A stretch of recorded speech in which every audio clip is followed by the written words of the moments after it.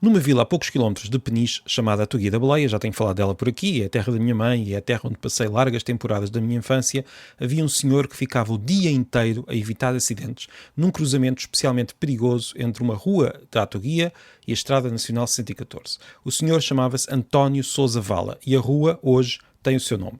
Eu sempre o conheci como o Sinaleiro. Aparecia ali todos os dias, anos e anos, por sua iniciativa, usando gestos só dele, e os condutores da terra já conheciam os gestos, coisa que não acontecia se calhar com condutores de outras paragens, mas a verdade é que resultavam.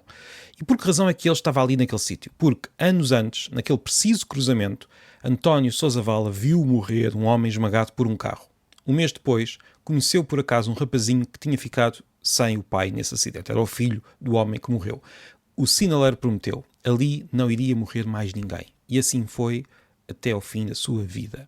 Lembrei-me dele há uns tempos, quando recebi, sem ter pedido, 3 pontos novinhos em folha na carta de condução.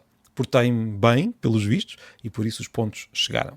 Esta espécie de jogo de pontos é mais uma tentativa de controlar a fúria portuguesa na estrada. É uma velha tradição do país. Não é que sejamos os únicos com estas fúrias, mas essa fúria existe, está por aí fora, está por essas ruas. O sistema de pontos foi importado de outras paragens, mas há séculos que andamos a inventar maneiras de controlar os arremessos de fúria dos brandos portugueses.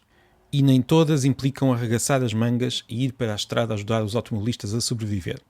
Imaginemos a cena, muito comum. 2 carros encontram-se em direções contrárias numa rua apertada. Nenhum quer recuar. Passamos pelo franzir da testa, pelos gestos cada vez mais irritados, pelas buzinadelas, pelos insultos, pelas desconsiderações aos familiares femininos do oponente, pelas partilhas da matrícula contrária no Facebook. Parece que cenas destas são tradição nacional. A Lisboa do século XVII era já um festival de fúrias no trânsito. O grande perigo não eram os acidentes, mas antes a raiva de quem se via dentro de um coche, parado numa rua estreita, frente a outro coche, sem que nenhum quisesse recuar. Conta o Memorial de Pedro Rois Soares que, num dia de outono de 1679, se encontraram numa rua apertada duas carruagens, uma com o Marquês de Niza e o Conde Barão de Alvito, e a outra com o Marquês de Fontes. Se um português plebeu é como é, imagine-se quando lhe sobem os títulos à cabeça. Nesse dia, os condes e marqueses ficaram 3 horas a puxar dos brasões sem que ninguém recuasse. Parece que teve de ser o próprio rei a vir resolver a questão, mandando todos recuar ao mesmo tempo. A questão chegou a Roma, diz a crónica, e encontrei este relato no documento A Circulação na Lisboa seiscentista da Autoridade Nacional de Segurança Rodoviária.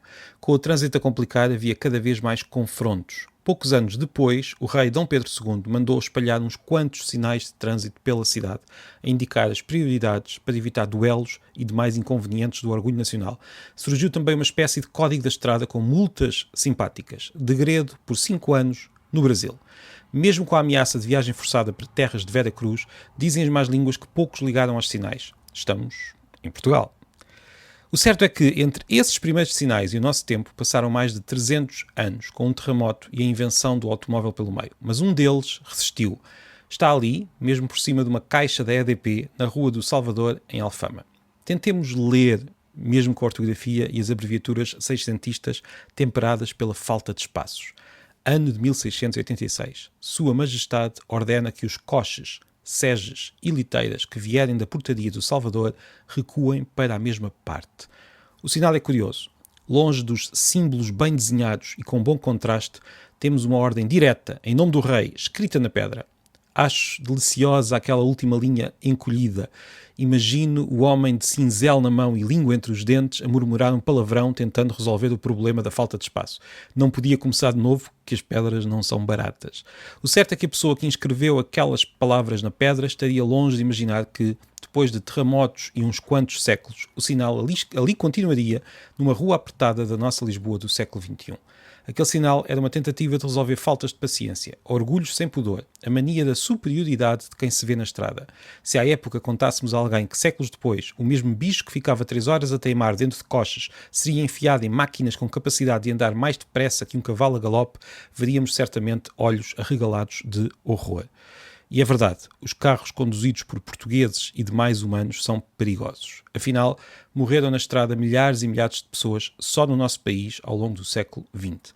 Há umas poucas décadas que o número de mortos tende a diminuir, devagar, com recuos, mas continuamos a ter de lidar com este problema que nós próprios criamos todos os dias. Ou melhor, que nós próprios criamos todos os dias, com as nossas fúrias, as nossas distrações, o nosso gosto por ir cada vez mais depressa, por colar à frente do nosso carro à traseira do empata que vai à frente, por ultrapassar mesmo quando não temos a certeza que não vem ninguém para lá da curva, a velha natureza humana dentro de uma máquina mortal. Entre um rei que inventa os sinais de trânsito, ao jogo dos pontos da carta de condução, lá nos vamos tentando salvar de nós próprios. Às vezes, há quem vá mesmo para o meio da estrada para poupar a vida dos outros, pois aqui fica uma pequena homenagem a uma das memórias da minha infância, o sinaleiro da Atuguia. E esta foi uma crónica que escrevi há alguns anos e que recuperei para este episódio do dia 15 de agosto. Bom feriado e até amanhã.